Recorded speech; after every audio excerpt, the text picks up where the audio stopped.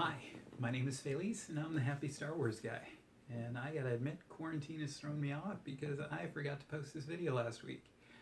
Um, anyway, I wanted to talk about some really cool things I noticed in episode 9 through 12 of the Clone Wars Season 7.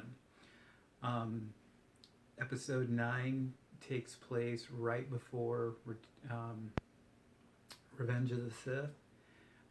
Ahsoka gets the 501st to go help her get Darth Maul on Mandalore, which is kind of cool. And she's working with Bo Katan, a Mandalorian who she ran into earlier on.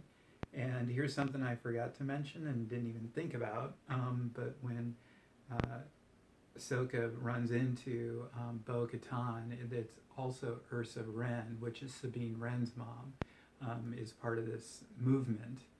Um, so, if you've watched Star Wars Rebels, you'll understand who Sabine Wren is and who Ursa Wren is as well. They kind of play an integral part in the beginning of the rebellion and kind of the end of the rebellion. Anyway, episode 9 also,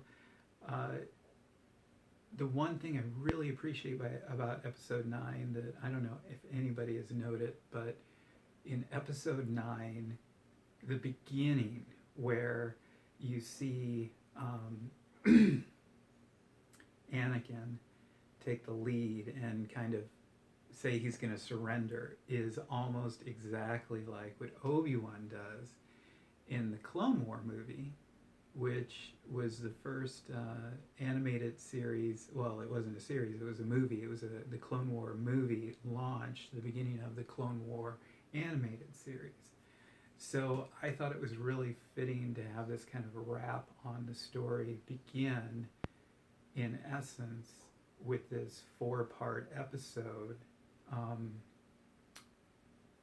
kind of series, almost encapsulate what would have happened in a movie, but it ends the really the way it all began, and I thought that was really neat.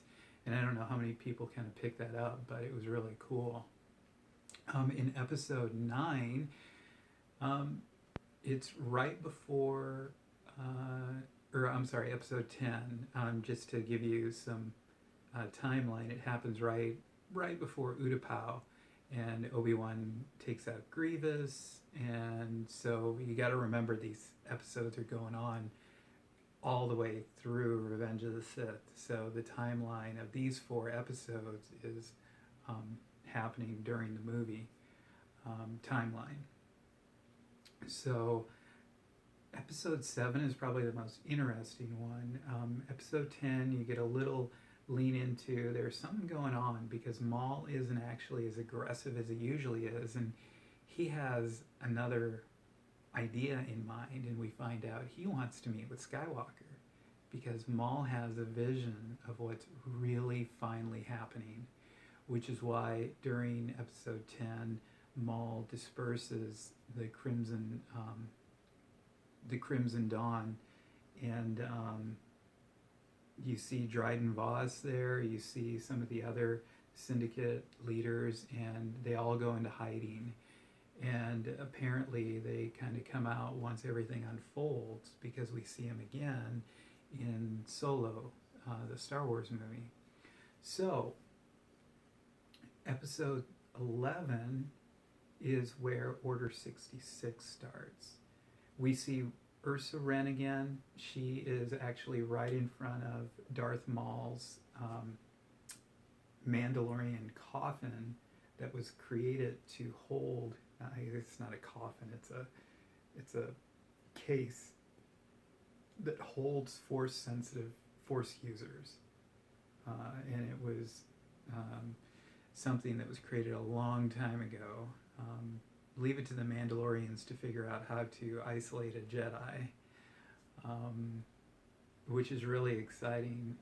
Here's another exciting thing because of Ursa Wren and Bo-Katan, and we hear these rumors about Bo-Katan showing up in the Mandalorian series, season 2. So I'm also noticing how Ursa Wren and Bo-Katan had this link to the um, the Night Owls. And then I'm thinking, if you remember in Star Wars Rebels, there's always an owl around periodically. So now I got to go back and watch those. And I'm sure there's a YouTube video somewhere out there, somebody talking about this. But now I kind of want to figure out why that's all going on. So I'm wondering, with Ahsoka coming back in The Mandalorian as well, if we're going to see Urza and Sabine Wren at the same time. So I'm kind of looking forward to that. Anyway, so that was something else I saw in episode 11. And then the other thing in episode 11, it's I'm one with the Force and the Force is with me. For some odd reason, Disney, I don't know who came up with that line, but we've heard it multiple times since Rogue One now. So I just thought that was kind of interesting. And then, of course, the wrap up with episode 12, Rex and Ahsoka survive Order 66. They pretty much hide themselves. And then later we find out Rex has a band of other defectors from the Clone Wars. And then we also find out that, you know, Ahsoka also, she started episode 9 with Fulcrum using that alias. And she ends up carrying that into Star Wars Rebels. So this was a really great way to kind of wrap everything up in those last 4 episodes. I think it was done really well. I like how they created the First Order to all look like Ahsoka's facial pattern. I really loved how they did the tie. Like I said, I noticed the night owl thing, and the owl was even more dominant as far as kind of a forward shadow into what was going to take place in Star Wars Rebels and leading into that storyline. So it was all really, really cool. So I hope you all enjoyed it. I don't know if you noticed any other things. I know there was a lot in there that I probably missed. So I look forward to seeing how this kind of storyline actually ties into The Mandalorian, because I have a feeling it will. The tragedy is Bo-Katan was looking to get rescued from the Darth Maul in the Crimson Dawn, but little did she know, and Darth Maul knew, that they were going to get overtaken by the Imperials anyway. So then when you watch Star Wars Rebels, you'll kind of get that continuity of what was going on, and how the particular group of Mandalorians kind of partnered with the Imperials, and then another group kind of banded against the Imperials. So yeah, it's really cool. And I have a feeling The Mandalorian season 2 is going to kind of pick up some of these story pieces and spur some opportunity to create some offshoot stories. So thanks for tuning in. I hope you enjoyed this. If it's your first time, please like and subscribe, of course. Share it with your friends who are geeks too.